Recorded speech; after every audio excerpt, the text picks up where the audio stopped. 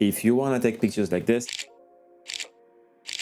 then you are at the right place. But before we start to hit the water and take pictures, we need to know a few things. Hi, my name is Maxime Cheminade and I am a professional underwater photographer. In this new series, I am gonna explain to you everything I learned in the past 5 years as an underwater photographer and demystify everything for you, and that you're a complete beginner or an already experienced photographer, I am sure you're gonna learn a thing or two. Before we go and start talking camera, lenses, editing, photography techniques, we need to know a few base concepts. Also, you should definitely stay until the end of this episode because I'm gonna also give you my best recommended settings for starting underwater photography. The first thing we're gonna speak about is gonna be the exposure. See the exposure as the brightness of your picture. Too much light and it's gonna be too bright. Not enough light and it's gonna be too dark. What we want is the right amount of light. To make sure we have enough light, but not too much, we have 3 parameters that we can use: the aperture, the shutter speed, and the ISO. Let's go and break all of these 3 concepts that you understand exactly what they do. The aperture is a diaphragm that is inside the lens. This diaphragm can open or closed. These are gonna have 2 effects on your picture.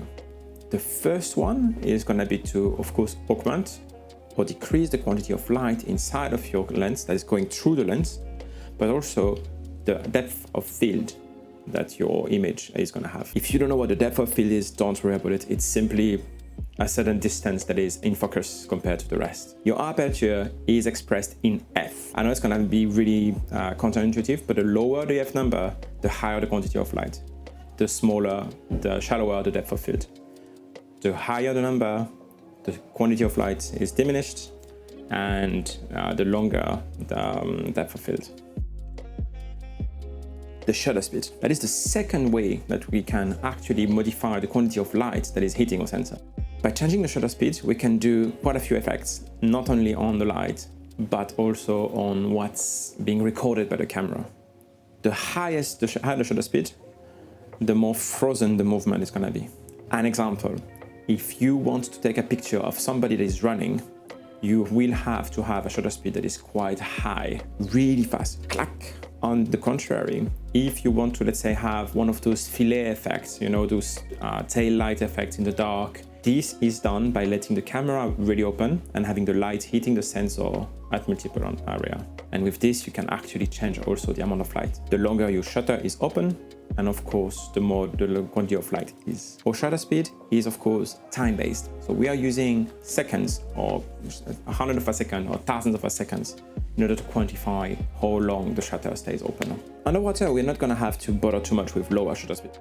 Now we have our last parameter, the ISO. The ISO is how sensitive your camera is to light. Normal ISO in general start around 100 to 200 ISO. If I want to have 2 times more light sensitivity in my camera at ISO 200, I need to go to ISO 400.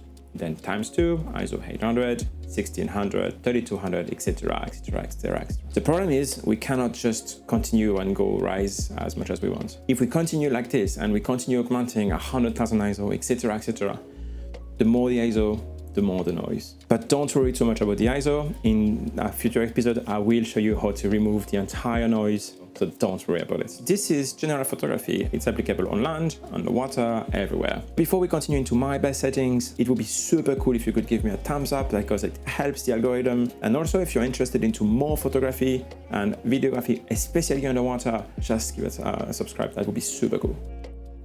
So my best settings. Those are actually the settings that I always use as soon as I start going diving. It doesn't matter if it's for a professional shoot or just for me to have fun. I always have those settings dialed in, and then I start from there. Let's start by the aperture and why. I constantly shoot and even sometimes just stays at f5.6. Why? Because it gives me the best bangs for bucks, if I can say. I have more than enough light hitting my sensor. I have really nice shallow depth of field, but not too shallow. So I don't want to be super open and I don't want to be super close. On my shutter speed, I almost never go under 1 to 125 per second. Why? Divers have bubbles, and you have seen that most of the time I have divers in my photos. If I will go under 1 to 125 of a second, the bubble will start to appear blurry. Of course, you can remove those bubbles in post-production, but if you want to keep bubbles, and I think they tell the story of life in my images, you need to integrate them somehow.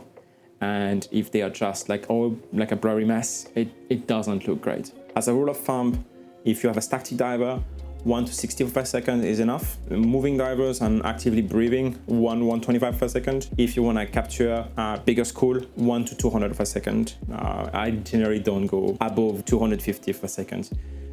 I just don't have the need for it. You might think, what about my ISO?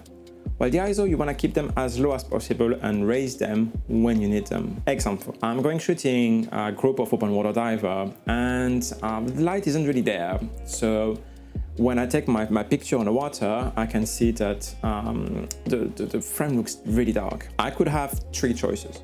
I could lower my shutter speed. That means that they would probably be blurry, so we don't want that. I could open a bit more the aperture and have more light, but then they might not be in focus, which is a little bit of a problem for photography. Then what I can do in that case is raise my ISO. So I will raise the ISO step by step until I arrive to a picture that is clear enough. I'm so happy to see all you guys here, and I hope that you are really getting a lot of good infos into how to, like, all of the camera basics. If you now have some issues with how to find the right camera or what camera I would recommend for a beginner, you should definitely click on this video. This is definitely gonna help you.